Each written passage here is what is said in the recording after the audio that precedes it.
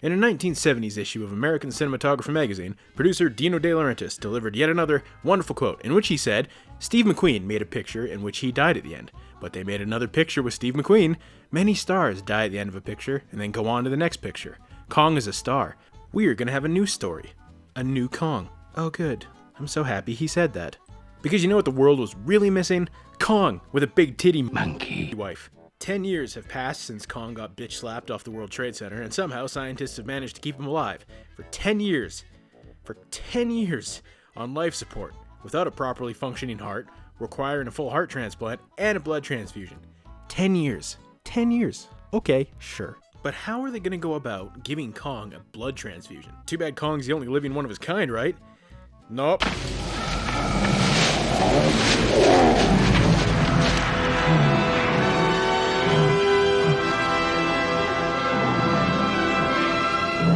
Holy shit.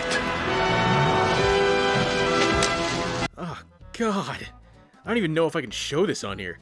Christ almighty, no wonder Kong kept trying to steal white women. Sticking your junk in a toaster would be more of an enjoyable experience than this thing. Dr. Hughes, Chief of Primate Research. Did you say your beast is a female?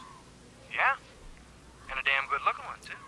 I stand corrected. So, they successfully managed to give Kong a new mechanical heart using a giant claw that is thankfully way more reliable than the rigged ones you find in malls, because wouldn't it have been hilarious if they just dropped it?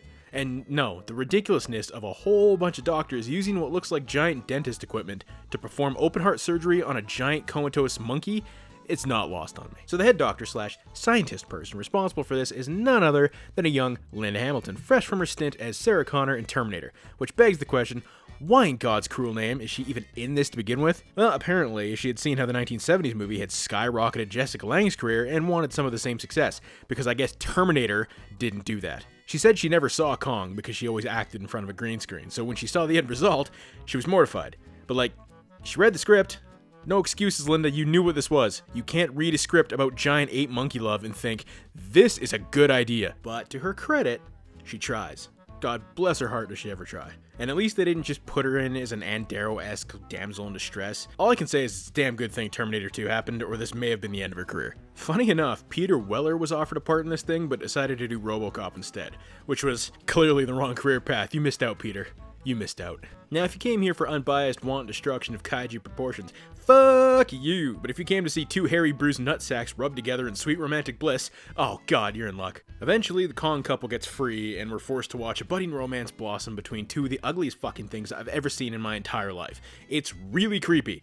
Even creepier than the stuff from the other Dino Kong movie. But it's not all bad. I mean, we get this brilliant scene where Kong picks up what is obviously a baby alligator, smash cut to an adult, and then back to a baby again, so that's cool. And this romance shit makes up a huge chunk of this movie that, did I mention, is almost 2 fucking hours long, but really it feels like 4, which is just, When a movie is this dull, it just makes your mind wander and you start asking questions you normally wouldn't. Like, why are Linda Hamilton's shoulders so goddamn big? I know it's padding, it's just, 80s fashion was weird, dude.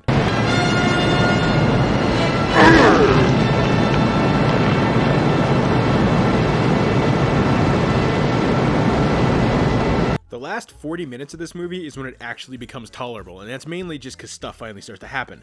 There's finally some Kong on military battle action, but what could have been a potentially entertaining action sequence is shit on by Kong throwing dirt in the air and blocking 99% of the screen in brown. So that's pretty cool, I guess. But that's fine, because we don't need the military. This man is the hero we don't deserve. Oh, I'm sorry. Hello, Mama.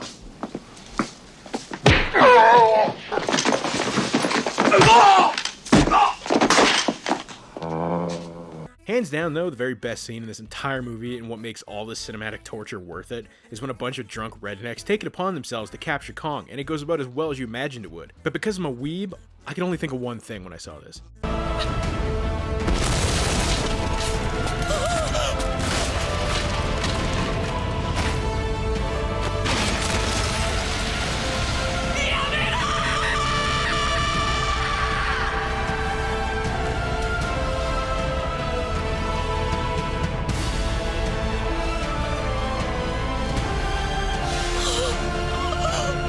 But anyway, the film culminates in something I could have gone my entire life without ever seeing, and I would have been just totally fine. Just fine. But Dino decided I needed years of therapy by subjecting me to a pregnant Lady Kong going through the miracle of childbirth in a barn. Jesus Christ, man, somebody actually, committed this to film. Show him his son.